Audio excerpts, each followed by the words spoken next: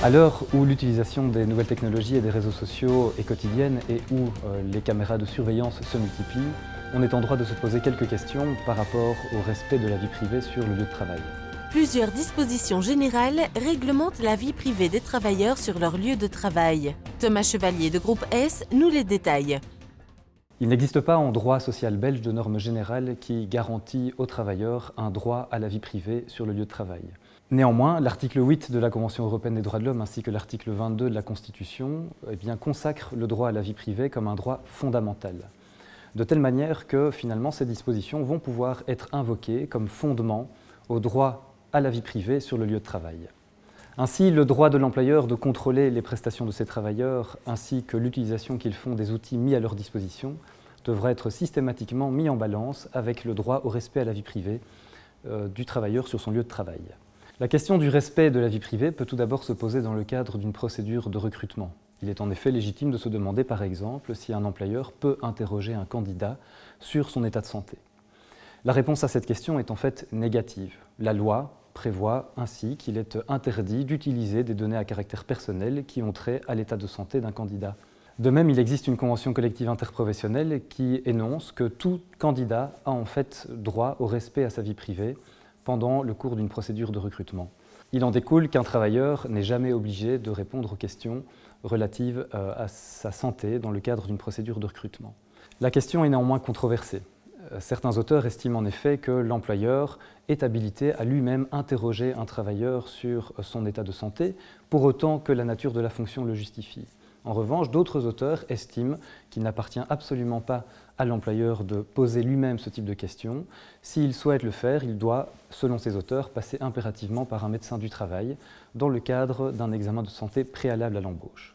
Lors d'une procédure de sélection, il est aussi légitime de se demander si un employeur peut exiger au candidat qui se présente à lui la production d'un extrait de son casier judiciaire. Là, la loi apporte réponse à cette question en précisant que cela ne sera possible que dans deux situations, soit lorsque la production de cet extrait est absolument nécessaire pour pouvoir accéder à une certaine profession, ou lorsque la fonction qui est envisagée implique des contacts avec des mineurs d'âge. La question du respect de la vie privée va également se poser pendant le cours de l'exécution du contrat de travail. Ainsi, une question qui revient de manière récurrente est celle de savoir si un employeur peut contrôler les emails à caractère privé de ses propres travailleurs. Il est tout d'abord important de rappeler que la Commission de protection de la vie privée estime que l'employeur est tout à fait habilité à contrôler sans condition et sans restriction les emails à caractère professionnel de ses travailleurs. En revanche, s'agissant des emails à caractère privé, la situation est beaucoup plus réglementée. La réglementation prévoit en effet que seules les données relatives à ces emails à caractère privé pourront être contrôlées, à l'exclusion du contenu des emails. Le contenu des emails ne pourra lui être contrôlé qu'avec l'accord du travailleur lui-même ou dans le cadre de circonstances tout à fait exceptionnelles. Les données qui pourront être contrôlées par l'employeur sont celles qui sont notamment relatives à l'identité des participants aux échanges par email, à leur volume ainsi qu'à leur fréquence. Il est encore important de préciser que le contrôle des données des emails privés ne pourra se faire que sous certaines conditions. Ce contrôle ne pourra s'effectuer que si il a lieu dans le cadre de la poursuite de certaines finalités bien déterminées, par exemple en vue de prévenir certains faits illicites ou bien afin de garantir le bon fonctionnement de l'infrastructure informatique de l'entreprise. Et une procédure tout à fait particulière devra être respectée par l'employeur qui passera notamment par une information préalable des travailleurs, par exemple via une annexe au règlement de travail. Je précise encore que les principes qui viennent d'être exposés sont tout à fait applicables également dans l'hypothèse d'un contrôle de l'utilisation d'Internet sur le lieu de travail. Une autre question qui revient fréquemment pendant le cours de l'exécution du contrat de travail est celle relative à l'utilisation et à l'installation de caméras de surveillance. Sur ce point, il y a lieu de préciser que l'installation de caméras de surveillance est tout à fait tolérée et autorisée. Néanmoins, une convention collective de travail interprofessionnelle énonce clairement les conditions dans lesquelles une telle installation peut avoir lieu. Il faudra tout d'abord préalablement informer les travailleurs de tous les tenants et aboutissants des caméras qu'il envisage d'installer.